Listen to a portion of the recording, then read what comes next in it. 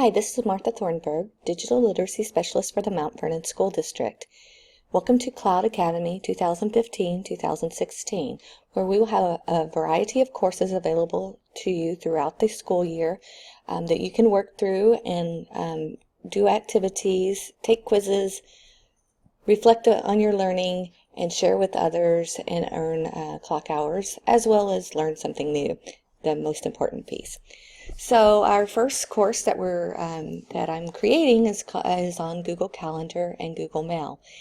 Our district is the Google Apps for Education School District, and we've been learning to speak Google for the last couple of years. Our students are already using Google Calendar and Google Mail, and our staff to this point has been using Outlook for calendar and mail, and we will be making a switch next year to Google Calendar and Mail for staff as well. So this is a great course for you to take.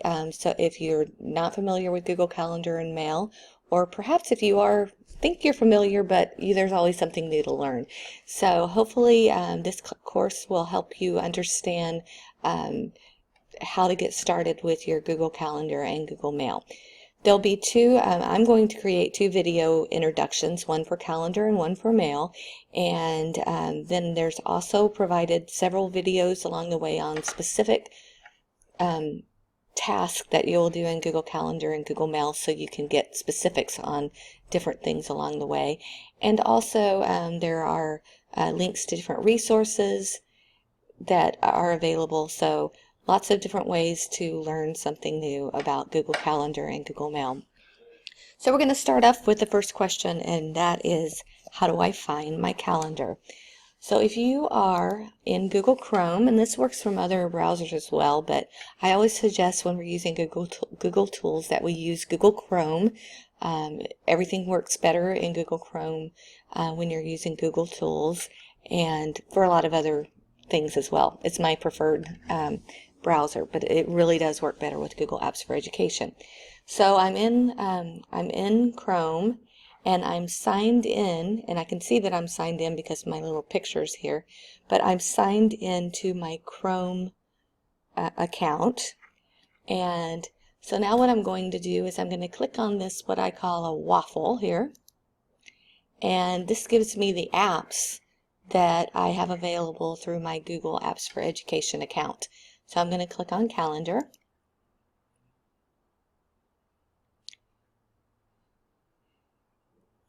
And this shows you my Google Calendar for this coming week. I see a couple of other things on here that I'm going to get off so you can see. All right, so when you first get your calendar, the first time you've ever looked at it, you already have a calendar created for you. So you'll have a calendar that is attached to your Google Apps for Education account, and that is your default calendar. That's a great place to start, and we'll take a look at that in a minute. But the one really cool thing about Google Calendars is the ability to layer several calendars on top of each other.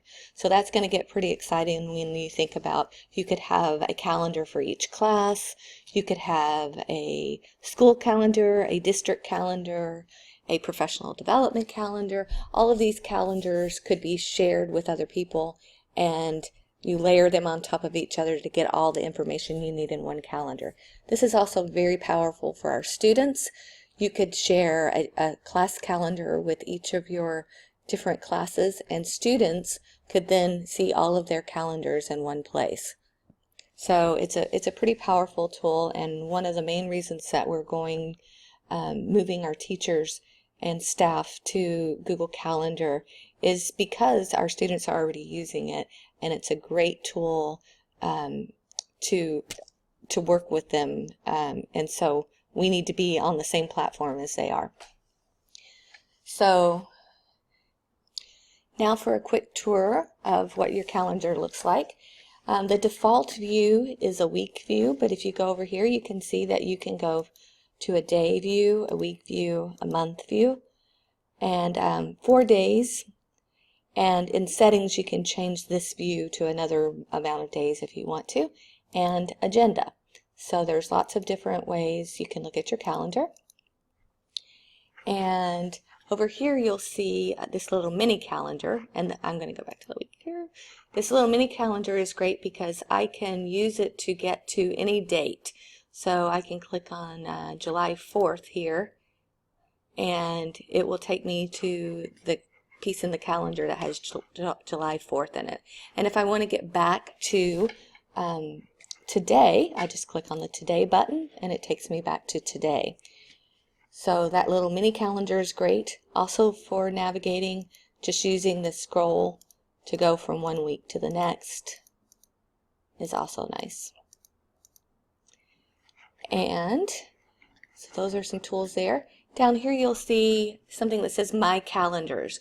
So if you want to create a new calendar, so let's say you want to have a calendar to sign out Chromebook cards, or you want to have a calendar for your second period class, you would go here to My Calendars and click on the down button and create a new calendar.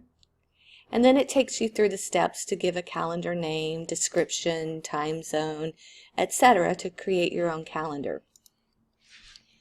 So that's as easy as it is to set up a calendar, and you'll notice that I have several calendars here, and what I can do is I can toggle them on and off. So I can choose to see one calendar at a time or many layered on top of each other. So I have a birthday calendar here, and this is actually the Google Plus birthday calendar. Here's my digital literacy calendar. This is some family events, family plans. This is my personal Google Calendar with my personal account. I have that on here, etc. So I can add different things, professional development, and you'll see that they all just kind of layer on top of each other, and I can see how everything fits together. So those are my calendars. They're calendars that were either created by me or I've been given permission to edit and invite people. So I have full permission on those calendars. Down here at the bottom, there's something called Other Calendars. This is also a really powerful piece of the Google Calendar, is that it's quite easy for me to add other calendars that I can layer on top of this. So if I want to add a coworker's calendar, all I do is type in their email address and their calendar will pop up here. So you'll notice when I typed in Lori Knutsen's name here, now I have access to her calendar, and if you look over here, it shows me that the calendar's purple. I can change that calendar color if I want, but if you look over here, you'll see that what I see on her calendar is when she is busy.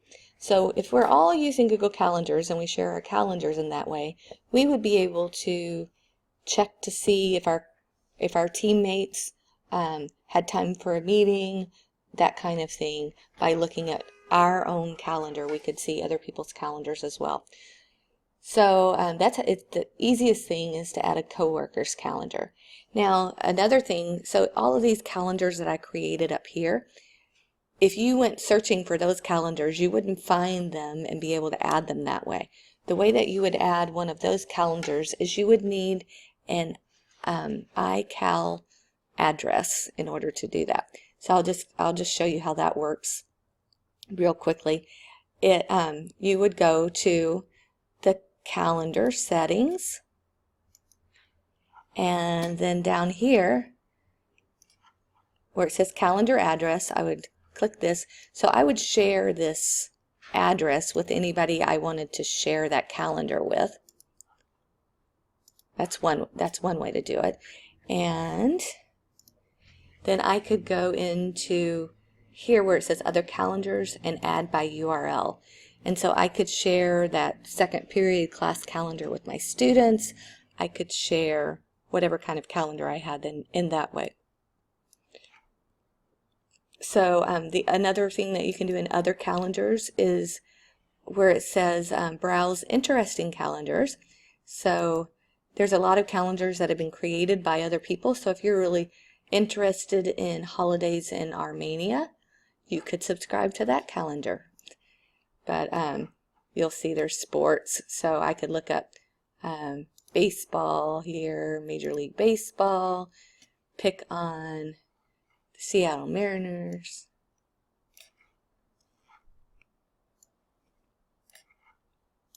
And I could subscribe to that calendar. So now when I go back to my calendars, I would have all the Mariners games in my calendar. And if that gets too confusing, I can just turn them off or turn them back on when I want to see them. So that's a good thing to know about. So the other calendars is great to know about. And then another thing that you need to know in just your navigation is over here, the settings. So you can change a little bit about the way that the display looks. And then here where it says settings, this is where you have access to a lot of settings for your calendar, and you can take a look at them. So these are just general settings here. And then specific calendars, so you can click on a specific calendar and change the settings for that calendar. So if I click on digital literacy, I can decide if my calendar, different things about my calendar and settings on that. I can decide, if I click on share this calendar, I can decide how I want the calendar shared. So do I want this to be a public calendar? Do I want it only shared with people in the Mount Vernon School District? Do I want them to be able to see all event details, or like in the case of Lori Knudsen's, just show free and busy? So I can do all of that in the calendar. I can also invite specific people to have access to that calendar, and you have different things you can do there. So you can invite somebody to have basically complete control of the calendar, so make changes and manage sharing. So if a group of you are using one calendar for something and you all want to be able to add things to it, invite people to meetings, etc., you could use this and just share the calendar that you create with the people that you want to have those privileges. Or you have the different ways that you can do that there. So I'm going to go back. All of this is spoken of in greater detail in other videos, so I don't want to get too wordy here. And back to the calendar. So those are the settings, and that is about it. Oh, I know what I have forgotten to share with you, a very important thing. And again, you'll see this later, but of course you want to know about, okay, so I have this calendar. How do I create these events? So there's a couple of ways that you can create events in the calendar. The one that I usually do is I find the time on my calendar that I want to create an event, and I just click on it, and I'm able to start creating an event. So I could say lunch with Holden, and then I can decide, since I have multiple calendars, which calendar that goes on. And then if that's not enough information, I can click on Edit Event. I can change the time here. If it's an all-day event, I can change it to an all-day event. If it's a repeating event, I can change how it repeats. If you're inviting guests, you can find a time based on their busy and free schedule. You can have notifications here. You can decide if you want pop-up, SMS, or email notifications.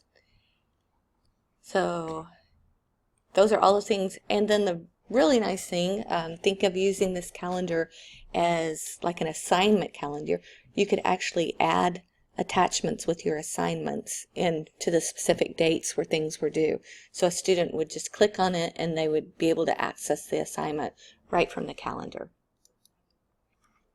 All right, so that is one way. Just click on the place in your calendar and begin creating the calendar events. Another way is this button that says Create, and it takes you to the page that we were just looking at, and you can create from this page. While we're in here, I'll show you that if you want to invite guests to a specific meeting, you just start typing in their name,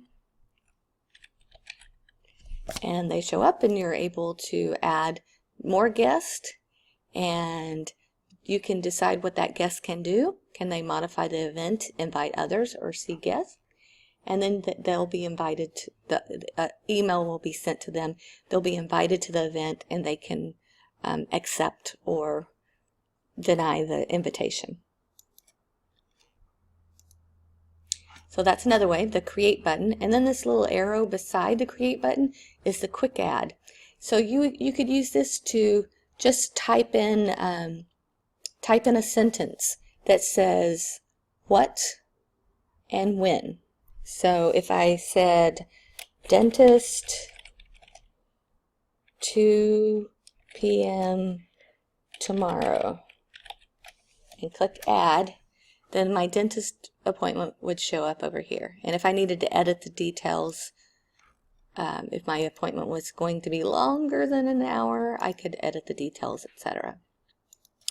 So 3 ways to add an event. Click on the calendar, or click on create, or click on the quick add.